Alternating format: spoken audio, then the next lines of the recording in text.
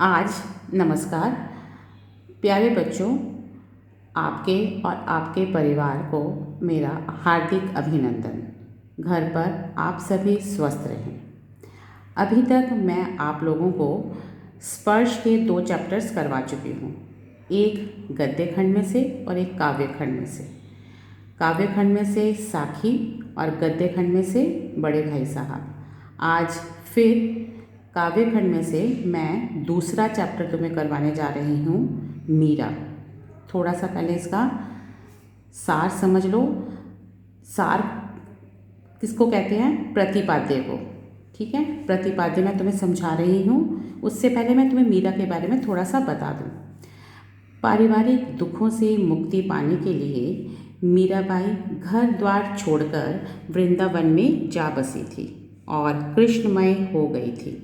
उनकी रचनाओं में उनके आराध्य कहीं निर्गुण निराकार ब्रह्म, कहीं सगुण साकार गोपी वल्लभ श्री कृष्ण और कहीं निर्मोही परदेशी जोगी के रूप में ही हैं। वे गिरधर गोपाल के अनन्य प्रेम में निमग्न हैं। इस चैप्टर में तुम्हारे 2 पार्ट हैं।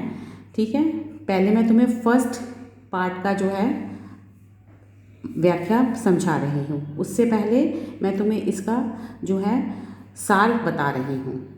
क्या है उसमें? देखो, पहले भाग में उन्होंने क्या बताया है कि मीरा क्या कहती हैं। मैं अर्थात वो मीरा, मैं मीरा के लिए, मैं मीराबाई मनुष्य मात्र की पीड़ा हरने की बात कहती है। वो कहती है कि हे भगवान, आप मनुष्य मात्र की पीड़ा हरते हैं। वे विभिन्न, इसके लिए उन्होंने बहुत से उदाहरण दिए हैं। कौन से?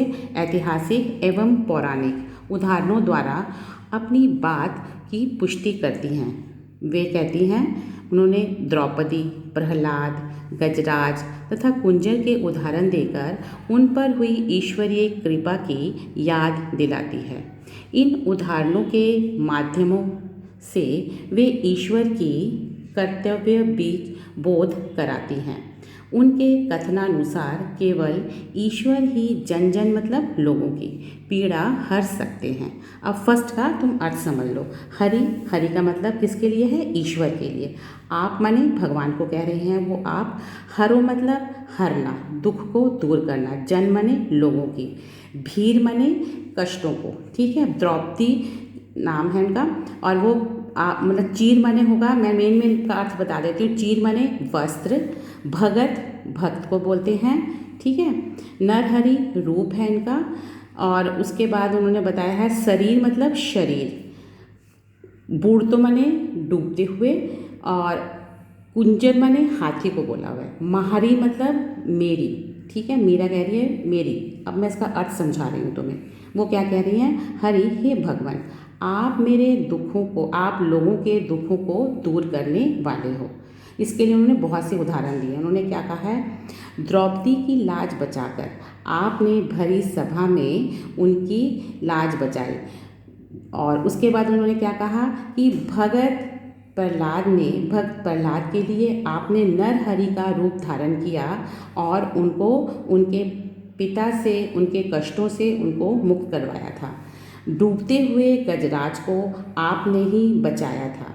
तो भगवान, आप, मेरे पास तो इतने उदाहरण हैं कि आप भक्तों की पुकार सुनकर उनके दुखों को दूर कर देते हैं। मैं दासी मतलब मीरा कह रही है दासी, मैं आपकी नौकरानी हूँ, आप मेरे दुखों को दूर कर दीजिए।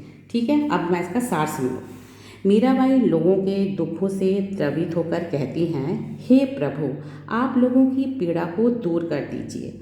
आपने पौराणिक समय में अनेक भक्तों की लाज रखी है। उदाहरणतया आपने द्रौपदी की लाज रखने के लिए चीरहरण के समय उनके वस्त्र का आकार इतना बढ़ा दिया था कि वे दुशासन के हाथों लज्जित होने से बच गई।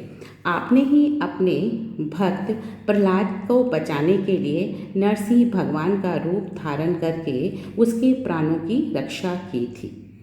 आपने ही डूबते हुए गजराज को बचाया था। हाथी का कष्ट हरने के लिए आपने ही मगरमच्छ को मारा था। मीरा कहती हैं, हे भगवान, मैं आपकी दासी हूँ, आप मेरी भी पीड़ा दूर कर दीजिए। ये है फर्स्ट पैराग्राफ का सरलार्थ तुम्हें मैंने समझाया। मुझे लगता है अब तुम्हें अच्छे से समझ आ गया होगा।